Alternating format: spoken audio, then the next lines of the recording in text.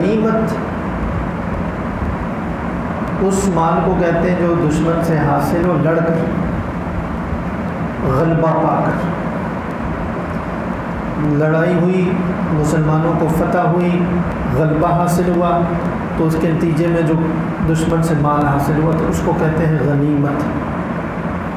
فیء اس مال کو کہتے ہیں جو دشمن سے مذاکرات اور صلح کے نتیجے میں کسی مال پر لین دین پر صلح، انہوں نے کہا کہ ہم صلح کرتے ہیں، سالانہ اتنا جزیہ دیں گے اور سر دست ہم اتنی چیز دیں گے، جیسے جنگوں میں ہوتا ہے۔ تو وہ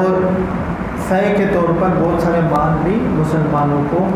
غیر مسلموں نے دیا ہے، اس کو فیء کہتے ہیں، جو لڑائی کے بغیر حاصل ہو، صلح سے، مذاکرات سے۔ تو یہاں غنیمت کا سب سے پہلے یہاں اس کے جو تقسیم کے اصول اور قوانین بیان ہوں گے، تو سب سے پہلے یہ فرمایا کہ جو بھی تم غنیمت حاصل کرتے ہو نا، تو اس کی تقسیم کا قانون یہ سمجھو کہ سب سے پہلی بات یہ کہ وہ اللہ کا ہے۔ یہ بات قرآن کریم کا جو ایک نظریہ ہے اسلام کا، قرآن کا، ساری کائنات کے بارے میں، وہ یہ ہے کہ ساری کائنات کی جتنی بھی چیزیں، ان کی ملکیت اللہ تعالیٰ کی، اور دنیا میں انسانوں کو، جس انسان کو جو بھی کوئی ملکیت دی گئی ہے وہ اللہ کی طرف سے، اصل مالک اللہ تعالیٰ۔ سورہ یاسین میں ہے نا، اولم یروا ما خلقناہم بأیدینا فہم لہا مالکون، آخر میں آتا ہے کہ جو ہم نے اپنے ہاتھوں سے جو جانور بنائے ہیں، وہ پھر ہم نے ان جانوروں کا، لوگوں کو، انسانوں کو مالک بنا دیا۔ یعنی اللہ کی تخلیق ہے، وہ اللہ کی ہی ملک ہے، لیکن اللہ نے مالک بنا دیا اپنے قانون کے مطابق۔ اب مالک ہونے کے قانون اللہ نے دنیا میں مختلف رکھے ہیں۔ ایک قانون یہ ہے کہ کوئی وراثت، پہلے کسی چیز کا مالک صاحب وہ دنیا سے جائے گا تو اس کی پاس جو چیز ملکیت تھی فلاں فلاں رشتہ داروں کی طرف وہ ملکیت منتقل ہو جائے گی، بس وہ انہیں کو ملے گی، یا وصیت کر دی، یا فرمایا کہ ایک ضابطہ انسانوں میں رکھ دیا چیز لین دین کا، تم کوئی چیز کسی دوسرے کو ہبہ کرنے چاہو، گفٹ کرنے چاہو، یا درمیان میں کوئی چیز رکھ کر کے تم تبادلہ کرنے چاہو، جس کو خرید و فروخت کہتے ہیں۔ ظاہر درمیان میں کوئی چیز ہوتی ہے، پیسے ہوں گے یا کوئی چیز ہوگی، یہ تم دے دو وہ مجھے دے دو، تو ملکیت منتقل ہوتی ہے۔ کہ دنیا کے اندر اللہ تعالیٰ نے اس عارضی ملکیت کی تبدیلی کے اور ایک سے دوسرے کی طرف جانے کے قانون رکھے، ورنہ ملکیت حقیقت میں اللہ کی ہی ہوتی ہے۔ تو جو مال غنیمت کا جو فلسفہ ہے نا، وہ میں عرض کرنا چاہتا ہوں کہ کفار کے ساتھ لڑنے کے بعد جو ان کا مال حاصل کیا جاتا ہے، اس کا کیا راز ہے کہ دوسرے کے مال پر قبضہ کر لیا اور اس کے مالک ہو گئے۔ تو اس کو سمجھنا چاہیے کہ اصل ملک تو ساری کائنات کے سارے انسانوں کے مالوں کی ملکیت اصل میں اللہ کی ہے۔ جب انسانوں میں کچھ لوگ اللہ تعالیٰ کی بتائے ہوئے طریقے سے ہٹ کر غلط راستے پر، کفر، شرک پر چلتے ہیں، اللہ ان کی ہدایت کے لیے، رہنمائی کے لیے پہلے پیغمبر اور کتاب بھیجتے ہیں اور وہ ان کو دعوت دیتے ہیں۔ اگر تو وہ ایمان لے آئے اور اللہ کے رسول کا مان لیا، کتاب پر ایمان لے آئے اور ہدایت پر آ گئے تو ٹھیک ہے، اللہ تعالیٰ ان کو جو کچھ مال اور اسباب دیے ہوئے ہیں اس کو بھی محفوظ کر دیتے ہیں، ان کی جان کو، کہ تم اپنے پاس رکھو۔ لیکن جب کوئی لوگ اللہ کے رسول کی خلاف ورزی کرتے ہیں اور خود اس حق کو مٹانے کے لیے وہ سوچتے ہیں کہ ہم حق پر کھڑے ہوتے ہیں، تو پھر اللہ تعالیٰ کا فیصلہ ہوتا ہے کہ یہ ان کی جانوں کی بھی قدر و قیمت ختم ہو گئی ہے، ان کے مال بھی ان کے ملکیت سے نکل گئے ہیں۔ اب جنگ ہوگی،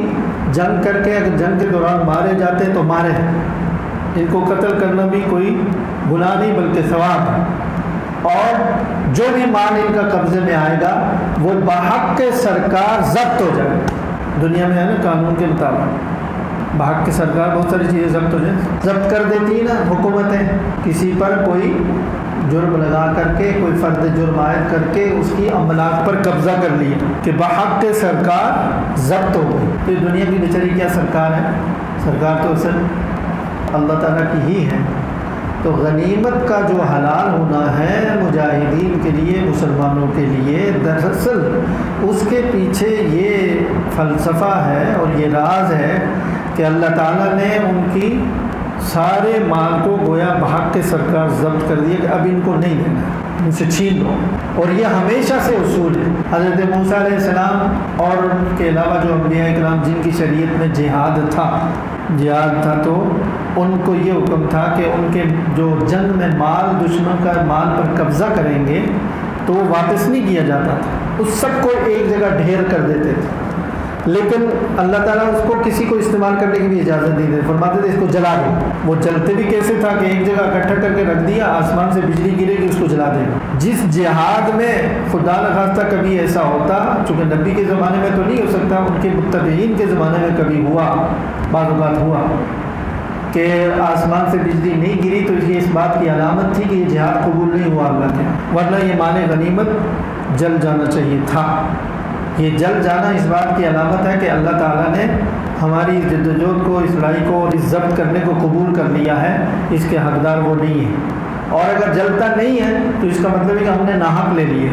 تو یہ قانون گویا کہ پہلے سے چلا آ رہا تھا کہ جو لوگ اللہ اور اس کے رسول کے ساتھ بغاوت کریں گے، ہدایت پر کھڑے ہونے کے بجائے ہدایت کے مقابلے پر آئیں گے، تو ان کی جانوں کا بھی قیمت ختم اللہ کے ہاں اور ان کے مال بھی ضبط. اب ان کی ملکیت میں نہیں رہی. البتہ اس وقت یہ تھا کہ ضبط کر کے ایک جگہ رکھ دیے اور آسمان سے بجلی آئی اس کو جلا دیا، کوئی اور دنیا کا انسان فائدہ نہیں اٹھا سکتا تھا. یہ رسول اللہ صلی اللہ علیہ وسلم کی خصوصیات میں سے ایک خصوصیت ہے. آپ نے خود فرمایا کہ یہ اللہ نے مجھے خصوصیت عطا کی کہ اللہ نے میری امت کے لیے غنیمت کو حلال کر دیا، کہ میری امت کے لیے حلال ہے کہ وہ لے اور خود استعمال کرے، اس کو اب ضائع نہیں کرنا، جلانا نہیں ہے، نہ اس انتظار میں ہونا کہ آسمان سے بجلی. البتہ تقسیم کیسے کرنا ہے اس کے لیے پورا قانون دے. اور پھر غنیمت کے مال کو رسول اللہ صلی اللہ علیہ وسلم نے فرمایا کہ پاکیزہ ترین، حلال ترین مال، اطیب المال فرمایا، غنیمت کا مال جو جہاد میں حاصل ہے. اس کی وجہ یہ ہے، فقہاء نے لکھی ہے کہ وجہ یہ کہ دنیا میں آدمی کوئی کوشش کر کے مال حلال کماتا ہے نا، اس سے زیادہ حلال پاکیزہ غنیمت کا مال کیوں ہے؟ جبکہ ایک آدمی دنیا میں حلال کوشش کرتا ہے، حلال مال کماتا ہے، اس کو کیوں نہیں کہا گیا کہ سب سے حلال؟ تو اس کی وجہ ہے، اس کی وجہ یہ ہے کہ دنیا میں جو مال کسی کے پاس آئے گا، بے شک حلال طریقے سے آئے، وہ انسانوں کی ملکیتوں سے تبدیل ہوتا آئے گا. تو اس پورے سلسلے میں جہاں سے وہ چلا ہے مال، درمیان میں ایک ہاتھ سے دوسرے ہاتھ، دوسرے سے تیسرے میں تبدیل ہوتے ہوئے بہت سارے لوگوں کی ملکیت ہو سکتا ہے بہت اچھی نہ ہو، اتنی پاکیزہ نہ ہو،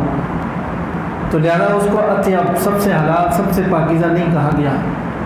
جبکہ غنیمت کے مال کا یہ ہے کہ جب کافروں سے چھینا گیا تو وہ کافروں کی ملکیت سے نکل کر فوراً اللہ کی ملکیت میں چلا گیا، یعنی اللہ نے واپس اپنی اصل ملکیت میں لے لی ہے. اور وہاں سے اب اللہ تعالیٰ دے رہے ہیں براہ راست مجاہدین کو، درمیان میں کوئی اور ملکیت کا واسطہ نہیں. اس لیے یہ اطیب الحلال، پاکیزہ ترین مال.